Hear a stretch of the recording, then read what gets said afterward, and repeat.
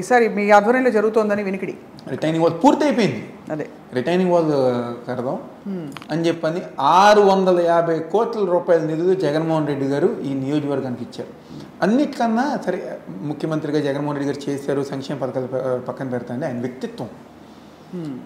ఒక్క వ్యక్తి ఆయన నమ్ముకుని వచ్చారంటే ఆ వ్యక్తికి ఇచ్చే లిఫ్ట్. ఇప్పుడు 151 స్థానాలు వచ్చారు జగన్మోహన్ రెడ్డి గారికి. జగన్మోహన్ రెడ్డి గారు అవినాష్ తన అవసరం ఉంటుందా? రాజకీయంగా విజయవాడలో 2 స్థానాలు వచ్చినాయి, ఒక స్థానం అయింది, ఇది వైసీపీ లేదు. 151 స్థానాలు వచ్చినాయి. జగన్మోహన్ రెడ్డి అనే వ్యక్తికి, జగన్మోహన్ రెడ్డి గారికి అవినాష్ అనే వ్యక్తి అవసరంలా.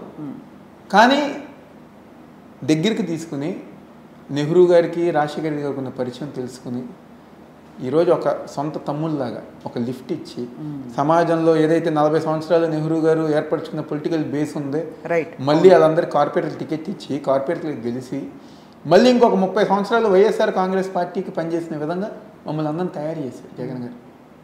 ఇప్పుడు మాకేమి డబ్బులతో పని లేదు, లేకపోతే పదవులతో పని లేదు. మాకు కావాల్సింది ఏంటంటే ఏ నాయకుడిని అయితే మేము నమ్మిళ్ళామో ఆ నాయకుడు మమ్మల్ని గౌరవించి, గుర్తించి, మమ్మల్ని నమ్మకంగా చూసుకుంటే చాలా స్ఫూర్తి. అదేవిధంగా నెహ్రూ గారు రామారావు గారితో ఉన్నారు, అదేవిధంగా రాజశేఖర రెడ్డి గారితో ఉన్నారు. ఆయన జీవితం ఆయన ఎప్పుడూ ఒక మూరే చెప్తారు, నేను నమ్మింది రామారావు గారిని, రాజశేఖర రెడ్డి గారిని, నాకు వాళ్ళ దగ్గర నచ్చింది కమిట్మెంటు, క్యారెక్టర్, క్యాలిబర్.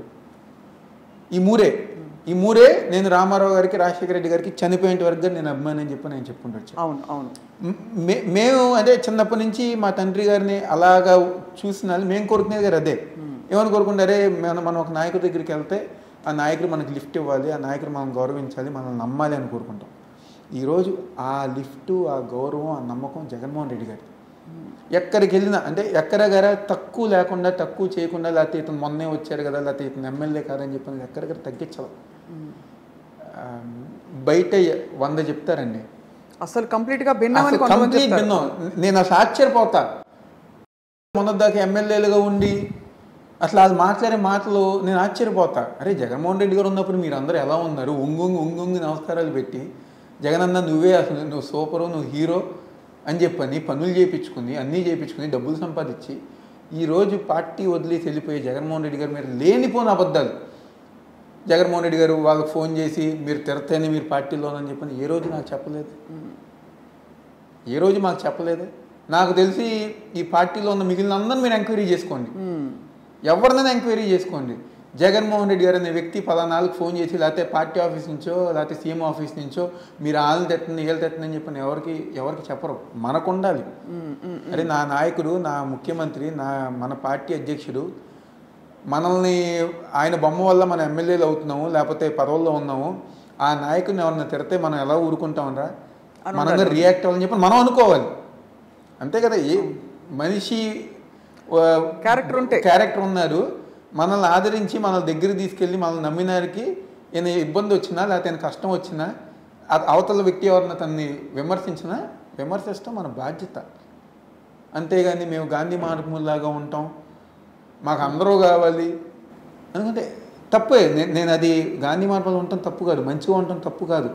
కానీ మనల్ని నమ్మిన నాయకుడిని ఒకరు విమర్శిస్తుంటే నువ్వు ప్రతి విమర్శ చేయకుండా తను చెప్పింది నువ్వు నవ్వుతూ కూర్చుంటే ఇంకా ఏంటి రాజకీయం చెప్పండి. గాంధీ మహాత్ములు కూడా ఆయన చెప్పే శైలి వేరు, కానీ చెప్పాల్సిన పాయింట్ చెప్తారు కదా. అధికారం ఏం చెప్పకుండా మేము కాముగా ఉంటాం, మాకు ఆళ్ళు కావాలి, ఇల్లు కావాలి అని చెప్పుకునేది తప్పదు. ఈరోజు ఎవరి బొమ్మతో మీరు ఎమ్మెల్యేలు అయ్యారు, ఎవరి బొమ్మతో మీరు ఎంపీలు అయ్యారు, ముఖ్యమంత్రి గారుగా మా నాయకుడిగా.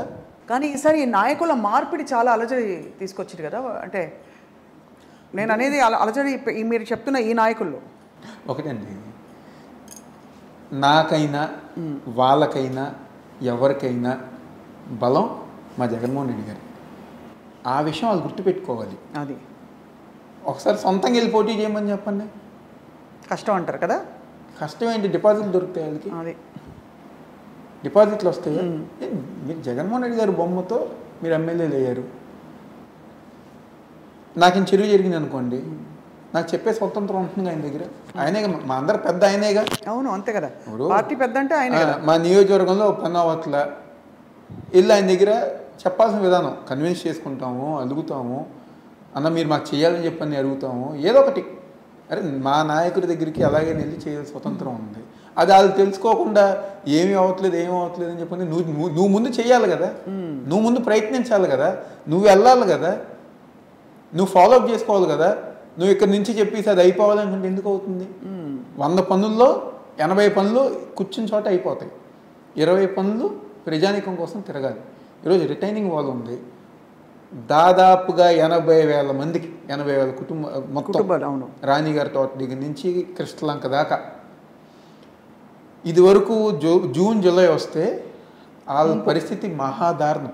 అవును, ముంపుకు గురై పూర్తిగా, అంటే ముంపుకు గురై అన్ని చిన్న చిన్న మాటలండి. దగ్గరగా మేము చూసాం కదా, ఒక పక్క పిల్లల సంఖ్యలు ఎత్తుకునేవారు, కష్టపడిన డబ్బులతో టీవీలు, ఫ్రిడ్జులు అన్నీ కొనుక్కునేవారు, మంచాలు కొనుక్కునేవారు.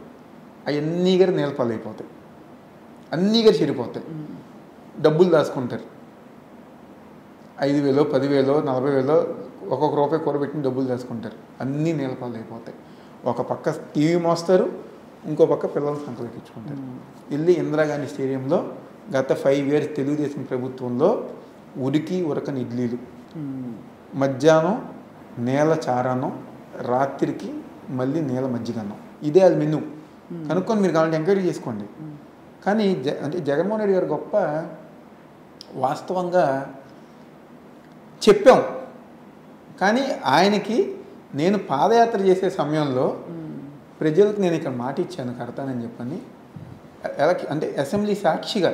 ఇప్పుడు అప్పుడే మనం కొత్తగా పార్టీలు వెళ్ళాం, ఒక్కసారి చెప్తాం, 2 సార్లు చెప్పాం. కానీ ఆయన గుర్తు పెట్టుకుని నేను మాట ఇచ్చానని చెప్పని, అంటే రికార్డ్ బ్రేక్. మార్చి 31,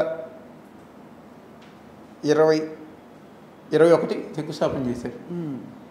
అంతేనండి, 21 శంకుస్థాపన చేశారు. సంవత్సరం కాలం తిరిగి, అంటే మళ్ళీ నెక్స్ట్ జూన్ జూలై వచ్చేసరికి కూడా ఫినిష్ అయిపోయింది. నమ్మదా ఎవరు జనాభా గారు, ఈ ఊరి మీద చెప్తారులే, తెలుగుదేశం చేసి మాయ మనకు చూపిస్తారులే అనుకున్నారు. ఆశ్చర్యపోయారు. అంటే జగన్మోహన్ రెడ్డి ఆయన గొప్పతనం చూడండి. శంకుస్థాపనకు వచ్చారు,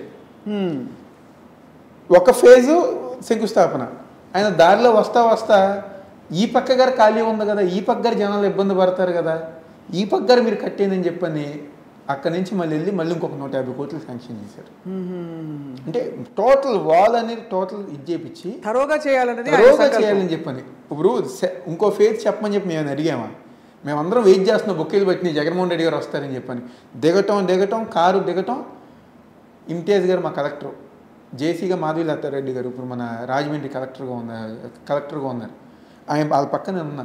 అవినాష్ ఇప్పుడు ఈ పక్క చేస్తున్నాం, ఇంకో పక్క చేయించండి, ఇంతేదన్నా వెంటనే మీరు ఆర్డర్స్ పంపించండి, ప్రపోజల్స్ పెట్టండి, ఫాలోఅప్ చేయండి అని చెప్పని అన్నారు. టక్క ఇప్పుడు ఆ వాల్ గారు అయిపోయింది. మళ్ళీ దానితో ఇంకో 12 కోట్లు శాంక్షన్ చేసి అక్కడంతా గారు డెవలప్.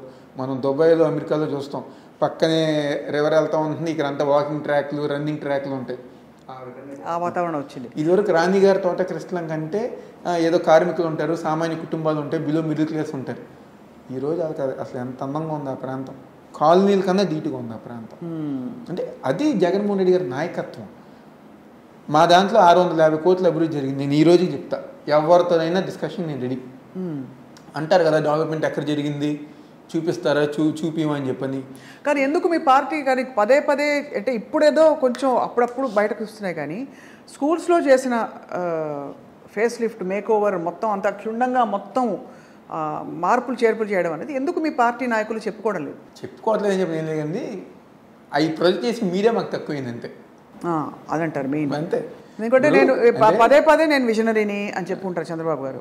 ఆయన ఏం చేశారు? ఆయనేమో 1,00,000, 2 లక్షల పుస్తకాలు చదివానని చెప్తారు, ఆయన చెప్తారు. వాళ్ళు ఏం చేశారు, ఈ నాయకుడు ఏం చేశారు? ఈరోజు అంటే నేను గమనించింది, జగన్మోహన్ రెడ్డి గారి ప్రతిపక్షం తెలుగుదేశం పార్టీ, జనసేన, చంద్రబాబు నాయుడు, పవన్ కళ్యాణ్ కాదు. జగన్మోహన్ రెడ్డి గారికి ప్రతిపక్షం ఒక సెక్షన్ ఆఫ్ మీడియా. ఉదయం లేచిన దగ్గర నుంచి అవును చాలా అబద్ధాలు ప్రచారం చేసేది. జగన్మోహన్ రెడ్డి గారికి ఒక అనకొండ బొమ్మలు వేసేసి, పాము బొమ్మలు వేసేసి, ఇంకేదో బొమ్మలు వేసేసి, లేకపోతే 10 తలకాయలు పెట్టి. ఆయన ఒక రాష్ట్ర ముఖ్యమంత్రికి నువ్వు 10 తలకాయలు అని పెట్టేసి, లేకపోతే పాముల్లాగా పెట్టి ఎందుకు? మీరు చేసే తప్పులు ఎత్తి చూపిస్తున్నందుక, లేకపోతే మీరు చేయలేని మంచి ఈరోజు జగన్మోహన్ రెడ్డి గారు ఈ రాష్ట్రంలో చేస్తున్నందుక? ఒక రాష్ట్ర ముఖ్యమంత్రిని వాళ్ళు అంటే వాళ్ళు ఏమనుకుంటారంటే వాళ్ళు వేసింది వాళ్ళు రాసింది ప్రతిదీ నిజం అనుకుంటారు. కానీ ప్రజానికం ఆ మైండ్ సెట్లో లేరు.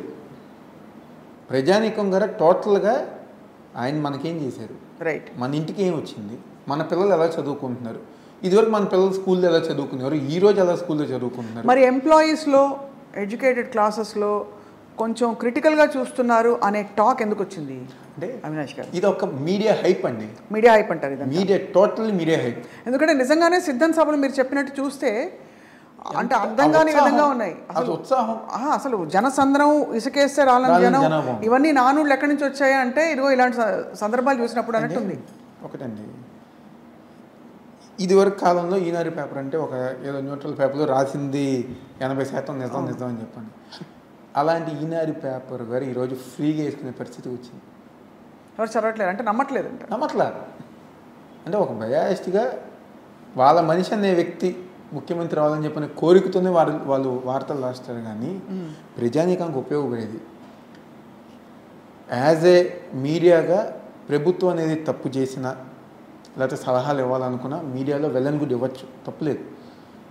ఒక నాయకుడు కానివ్వండి, ఒక ప్రభుత్వం తప్పు చేసిన అనుకోండి మీడియా ఉంది అందుకే. కానీ వాళ్ళ ఎజెండా డిఫరెంట్. అవును, వాళ్ళ ఎజెండా డిఫరెంట్లోకి వెళ్ళిపోతుంది. ఈనాడు కానివ్వండి, జ్యోతి కానివ్వండి, అంటే వాళ్ళ సోషల్ మీడియా కానివ్వండి, ఒక అబద్ధపు ప్రచారం జగన్మోహన్ రెడ్డి గారు మీరు చేయాలనుకుంటున్నారు. కానీ వాళ్ళు తెలుసుకోవాల్సిన నిజం ఏంటంటే ఎన్ని అబద్ధాలు చెప్పినా ఎన్ని అసత్యాలు చెప్పినా ప్రజానికం నమ్మట్లేని విషయం వాళ్ళు తెలుసుకోవాలి. రైట్. దానికి బహుశా నిదర్శనం ఈ సభలకు వచ్చిన సభలు జనం. మామూలుగా కేవలం సభలే గారు మేడం, రేపు ఎలక్షన్లే నిదర్శనం.